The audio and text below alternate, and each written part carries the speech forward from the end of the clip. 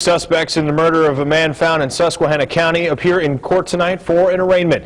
And 3 people were sent to the hospital after being rescued from a fire in an Endicott apartment building. Action News at 11 starts right now. We begin tonight with breaking news. Police are looking for a man they say robbed a local gas station convenience store at gunpoint tonight.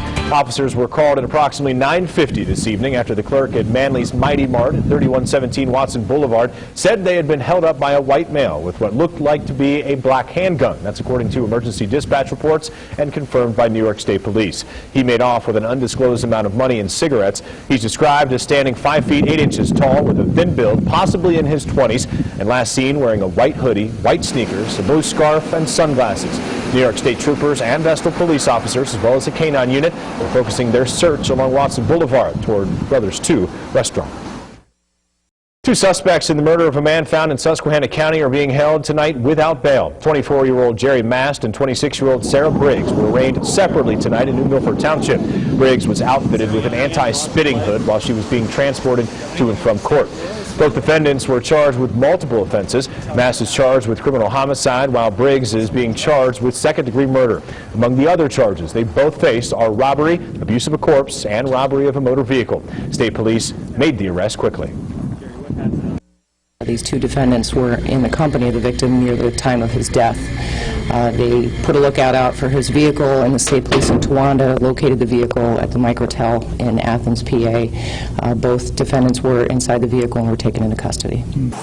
Now, both are being held again in the Susquehanna County Jail tonight without bail. Briggs and Mast are scheduled to appear in court on Monday, February 16th, but due to the holiday, their appearances will likely be pushed back to the next available date. Well, the details of what happened that night were made available via court and police records earlier this evening. Those records state that Mast, Briggs, and Marvin were parked on Turkey Woods Road and were planning to smoke marijuana just moments before the incident. A sworn statement by Briggs states that Mast and Marvin got into an argument over allegations that Marvin had been providing Briggs with methamphetamine. Mast and Marvin took the argument outside the car where the situation escalated.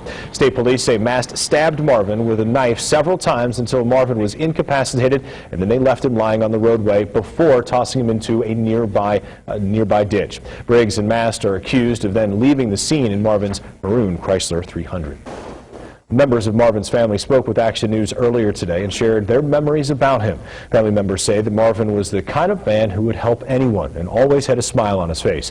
They say he had the ability to make anyone laugh and was always happy and jovial. Roy was more of a He was like a witty kid. He always had a goofy smile on his face. He's always willing to cheer you up, you know, and that's one thing you don't get out of a lot of people.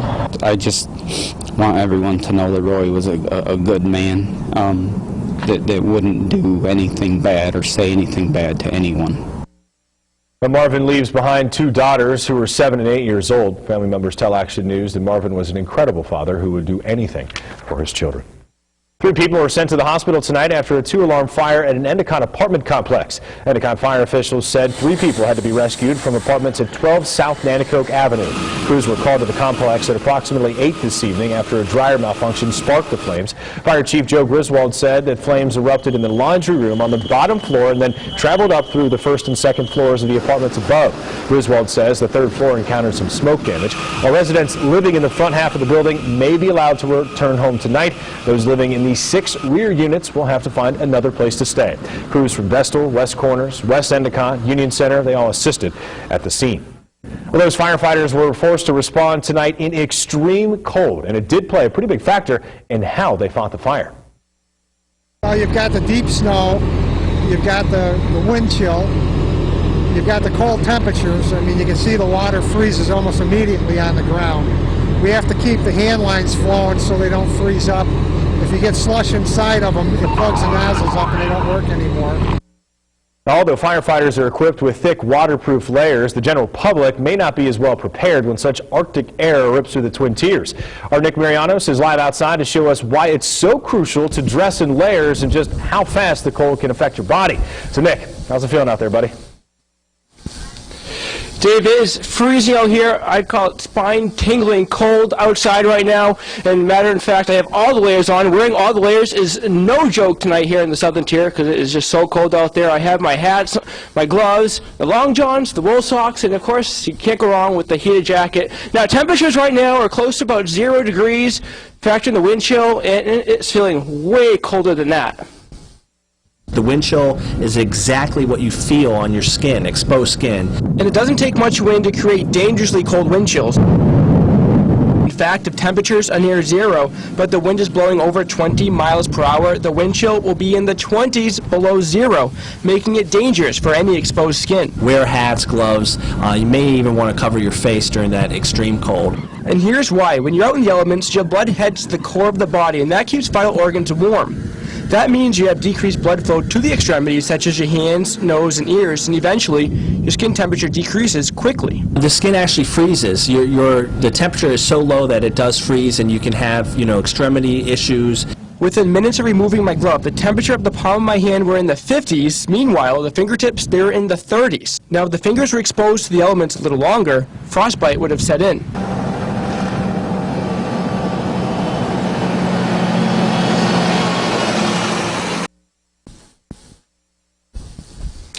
And now, another good thing to have when you're out traveling is these nice hand warmers. You just give them a nice little shake, like so. It's supposed to get a little warm. You put it in your hands or against your face, and that feels good. Now, I know our chief meteorologist, Howard Manges, is in the studio where it's about 70 degrees warmer. He's going to tell us how much longer this brutally cold air is going to last. Howard, what's going on? Well, Nick, we've been talking about, obviously, what you just talked about there, the wind chill. That is one of the most serious things that we're dealing with here. Already 20 degrees below Binghamton, below 0 at the Binghamton Airport is what the wind chill is. You notice that these numbers are going to be dropping even more into the overnight. Now, by tomorrow morning, we'll be talking about wind chills 20 to 30 degrees below 0. Maybe even colder than that in a few spots.